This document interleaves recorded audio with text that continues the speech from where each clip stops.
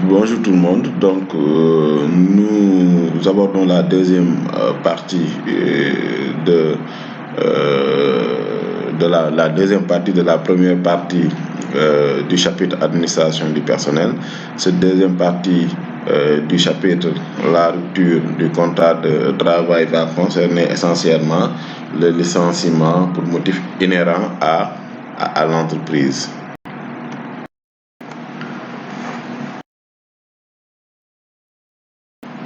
Alors, le licenciement pour motif inhérent à l'entreprise, c'est un licenciement qui est peut-être fondé sur des motifs qui sont en rapport avec l'entreprise. Donc, ce n'est pas de la responsabilité du salarié ou de sa faute, mais c'est entièrement de la responsabilité de l'entreprise. Maintenant, ces licenciements-là sont liés soit à la cessation de l'activité, soit à la disparition de l'entreprise ou à son réorganisation. Donc, on va voir dans les diapos qui suivent ce que c'est une cessation, une disparition ou une réorganisation de l'entreprise et quel est leur effet sur le contrat de travail.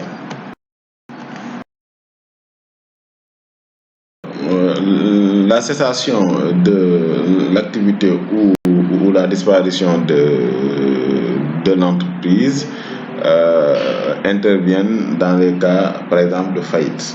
La faillite, elle est une liquidation judiciaire ou règlement judiciaire ou liquidation des biens de l'entreprise. Ça veut dire que l'entreprise n'existe plus suite à des difficultés économiques.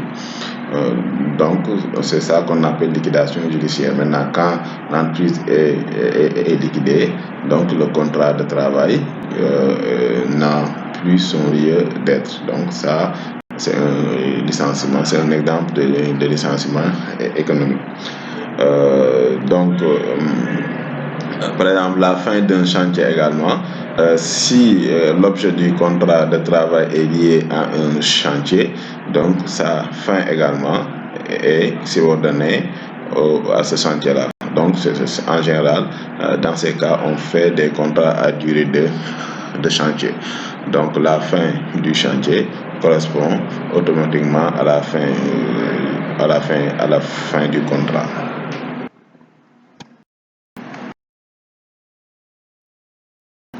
Alors, il peut y avoir également ce qu'on appelle la réorganisation de l'entreprise. Cette réorganisation de l'entreprise correspond en général à la restructuration des services de cette entreprise-là.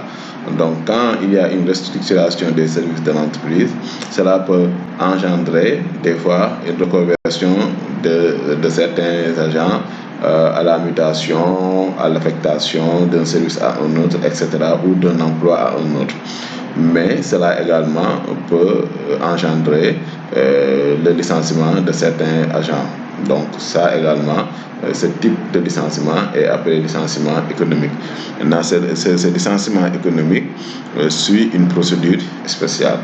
Donc on verra quelle est la procédure de licenciement économique.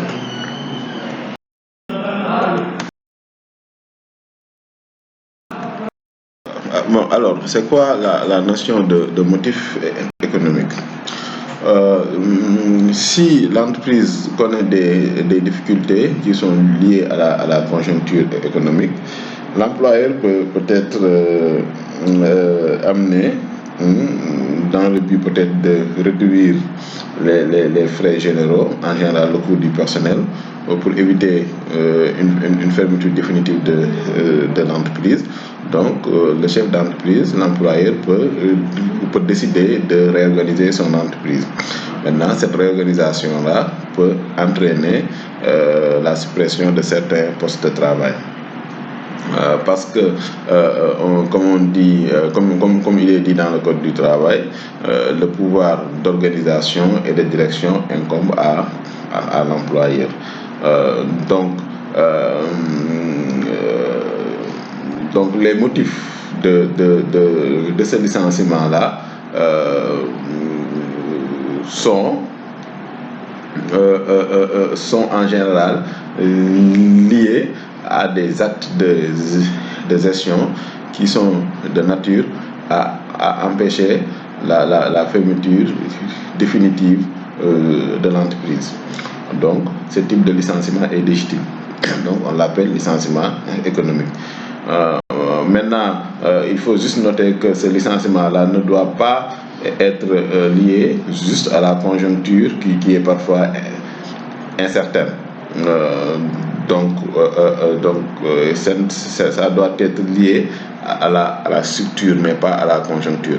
Ça veut dire que la conjoncture, c'est quoi? C'est quand il y a juste des difficultés passagères qui sont peut-être liées à une période. Mais si la difficulté devient structurelle et qui peut tirer en longueur, à ce moment-là, c'est légitime. Maintenant, si les difficultés sont conjoncturelles, le motif économique ne peut pas être avancé.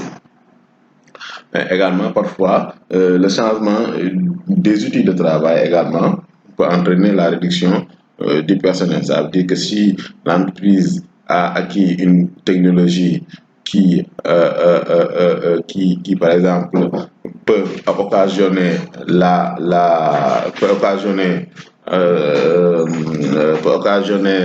suppression de certains emplois, cela peut en général également être motif de licenciement économique. Donc voilà. Également, on peut avancer le cas de la fusion des deux sociétés. Si deux sociétés font ce qu'on appelle la fusion, cette fusion-là peut aussi entraîner la suppression de certains emplois. Tout ça, ce sont des cas de licenciement économique.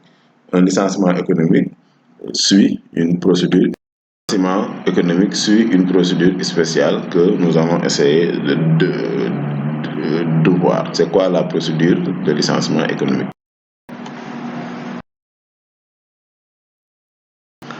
Alors, la procédure de licenciement économique, elle est, disons, spéciale.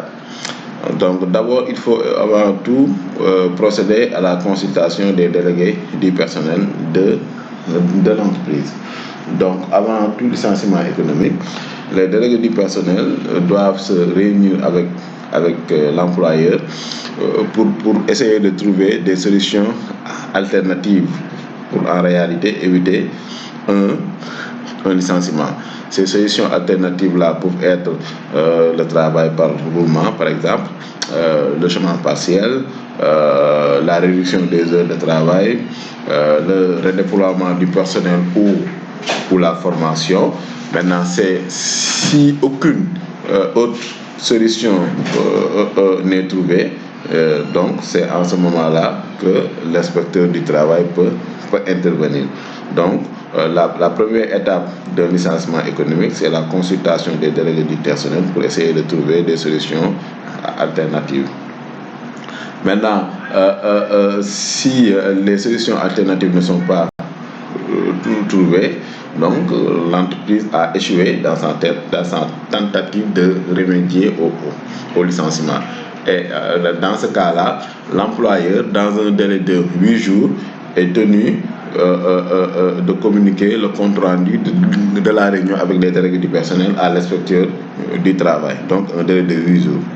Donc, si le compte rendu de réunion est envoyé à l'inspecteur du travail, cet inspecteur-là dispose à son tour d'un délai de 15 jours pour essayer de voir si éventuellement, lui, il peut essayer de trouver des solutions alternatives à son tour au licenciement.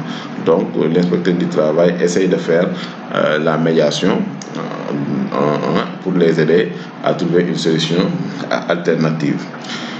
Maintenant, si après la séance du délai de 15 jours, le licenciement ou bien des licenciements demeurent inévitables, nécessaires, donc c'est à ce moment-là que l'employeur établit ce qu'on appelle l'ordre de licenciement. L'ordre de licenciement, il est établi en tenant compte d'abord de l'aptitude professionnelle des des travailleurs. Ensuite, de l'ancienneté en cas d'égalité d'aptitude professionnelle. Et enfin, des charges familiales au cas où l'ancienneté interviendrait dans les critères électifs. Voilà, donc il faut voir l'aptitude professionnelle d'abord, ensuite l'ancienneté, ensuite les charges familiales. Donc, la liste des travailleurs dont le licenciement est envisagé, cette liste-là, elle est transmise par écrit au délégué du personnel et les critères de licenciement retenus doivent être indiqués dans cette liste-là. Alors, donc lors des licenciements, comme nous l'avons dit tout à l'heure, c'est d'abord l'aptitude professionnelle des travailleurs, ensuite l'ancienneté en cas d'égalité d'aptitude professionnelle, et enfin les charges familiales au cas où l'ancienneté interviendrait dans le critère sélectif. Ensuite, le licenciement proprement dit. Comment ça se passe? Donc, l'employeur convoque au plus tôt 7 jours après la communication de la liste. Donc la liste est communiquée d'abord au délégué du personnel. 7 jours au plus tôt, donc il faut attendre au moins un délai de 7 jours après la communication de la liste au délégué du personnel. Donc l'employeur va essayer de recueillir leurs suggestions. Donc, leurs suggestions par rapport à l'ordre de licenciement. Les délégués du personnel regardent l'ordre de licenciement. Donc, s'ils ont des suggestions par rapport à cet ordre-là, les délégués du personnel ont la possibilité de communiquer ça à l'employeur qui consigne ces suggestions-là dans un compte rendu de réunion établi par l'employeur lui-même. Donc, c'est en ce moment-là que l'employeur peut procéder au licenciement. Donc la liste des travailleurs licenciés et le compte rendu de la réunion sont communiqués également à l'inspecteur du travail. Maintenant, si dans la liste il y a un délégué du personnel, donc l'autorisation préalable de l'inspecteur du travail est obligatoirement requise, même s'il s'agit d'un licenciement économique. Donc, et enfin, les effets du licenciement économique. Un travailleur qui a été licencié conserve pendant au moins un délai de 2 ans le droit de priorité de réembauchage dans la même entreprise.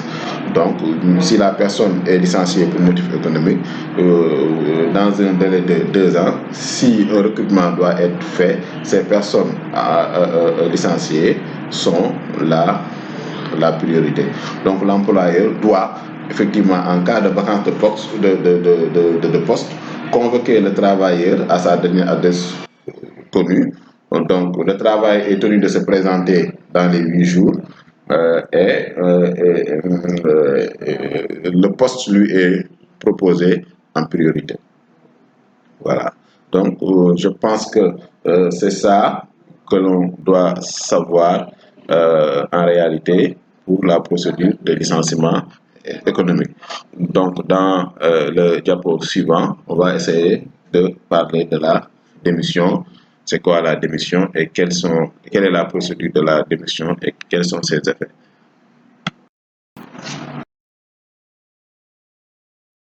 Alors, nous allons attaquer la dernière partie de ce cours qui concerne la démission. Donc, c'est quoi une démission? C'est tout simplement l'acte par lequel un salarié signifie à son employeur sa volonté de mettre fin de manière unilatérale à la relation contractuelle. Donc, quand un employé ne veut plus continuer des relations de travail avec son employeur, l'acte qu'il pose s'appelle démission. Donc, pour démissionner, on n'a pas besoin de motif. Donc, on peut démissionner sans avoir un motif réel de démission. Donc, pour licencier, il faut un motif, mais pour démissionner, la motivation, le motif n'est pas requis. Également, la forme de la démission, elle est indifférente. On peut démissionner oralement ou de manière écrite. Donc la démission peut être orale ou écrite, mais l'employeur, lui, a intérêt à ce que la démission se fasse de façon écrite, parce que la démission ne se présume pas. Donc, comme la charge de la preuve incombe à l'employeur, il a intérêt à ce que la démission se fasse de manière écrite. Voilà. Le droit de démissionner est d'ordre public. Donc, tout travailleur a bien sûr le droit de démissionner.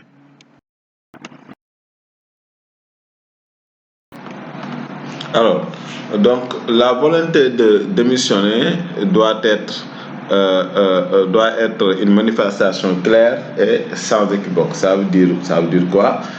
Ça veut dire que l'acte de démissionner doit résulter d'une volonté claire, libre et sans contrainte. Ça veut dire exempt d'un vice de consentement, d'erreur, de violence ou de dol. Donc, par exemple, quelqu'un qui est sous l'emprise de la colère ou de l'émotion, quand cette personne-là démissionne, par exemple, cette démission-là peut être déqualifiée ou annulée.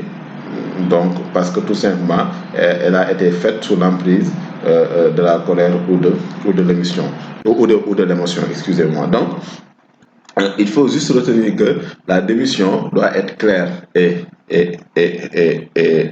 sans équivoque, et la charge de la preuve de la démission incombe à l'employeur. Quand un salarié démissionne, l'employeur doit s'assurer que cette démission-là, elle est claire, elle est sans équivoque, et elle doit en réalité être écrite, même si elle est valable sous forme orale.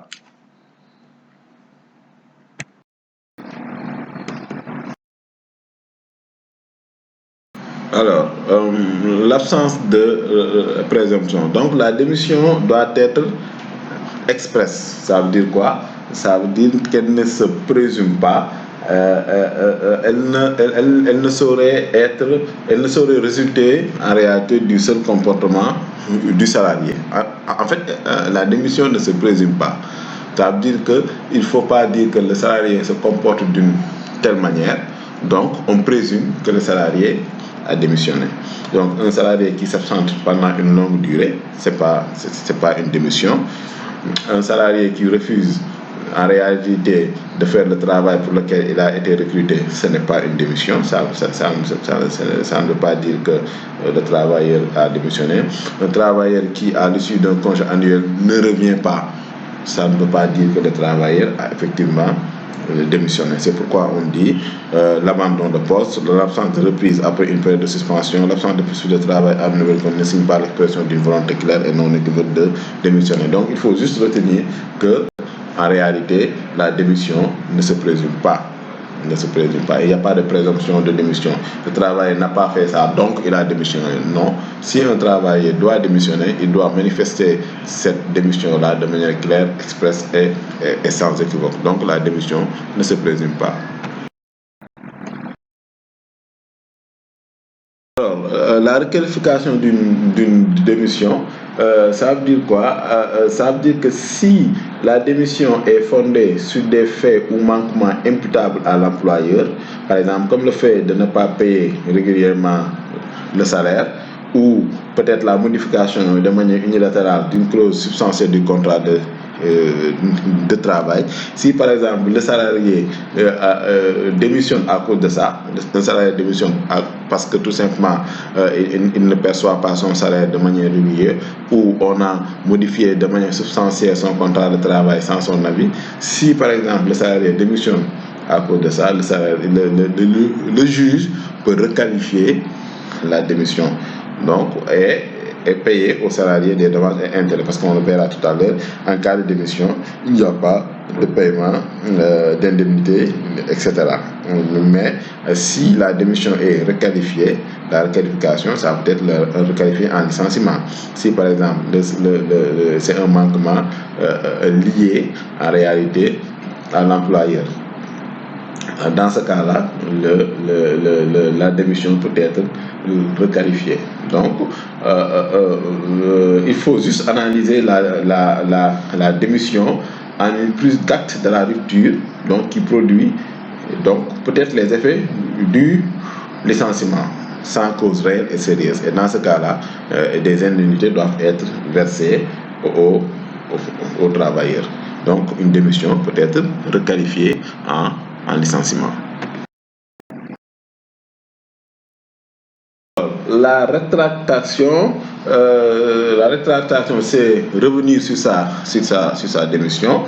Ce principe n'est en effet pas admis. En tout cas, si la volonté de démissionner est claire et sans équivoque, ça veut dire écrit. Si par exemple quelqu'un écrit de manière claire qu'il a l'intention de démissionner, etc., donc il ne peut en principe pas se rétracter si c'est sans équivoque. Maintenant, si c'est une démission équivoque, là, on peut peut-être parler d'hypothèse de rétractation, etc., etc. Mais en principe, si la démission est claire et sans équivoque, donc la rétractation n'est en effet pas admise.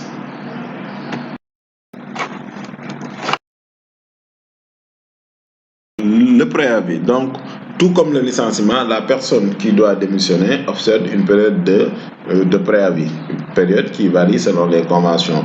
En général, le délai de préavis est de 3 mois pour les cadres et 1 mois pour les non-cadres et 8 jours pour les autres travailleurs payés à la semaine, à la journée ou à l'heure. Donc, le délai de préavis doit être respecté par le démissionnaire. Donc, le préavis ne supporte ni suspension ni interruption. Par exemple, en cas de maladie, donc voilà, donc il n'y a pas de suspension, il n'y a pas d'interruption en cas de maladie. Donc ça aussi, il faudrait le tenir. Donc, en général, le préavis en cas de démission est similaire au préavis en cas de licenciement. Donc, s'il y a des choses à peut-être éclaircir, vous pouvez retourner sur le préavis en cas de licenciement. La notification du préavis doit en réalité mentionner le début et la fin de la durée du préavis. Donc, lorsque le travailleur démissionne, sa notification se fait normalement par la remise d'un écrit à l'employeur. Donc, il est fortement conseillé de faire un préavis de démission écrit. Voilà. Donc, les effets également du préavis commencent le premier jour ouvrable suivant la date de son expédition. Excusez-moi. Ouais, mais il faut savoir également que l'existence d'un préavis écrit n'est pas obligatoire en cas de démission, même si c'est fortement conseillé. Voilà. Donc, je vous remercie.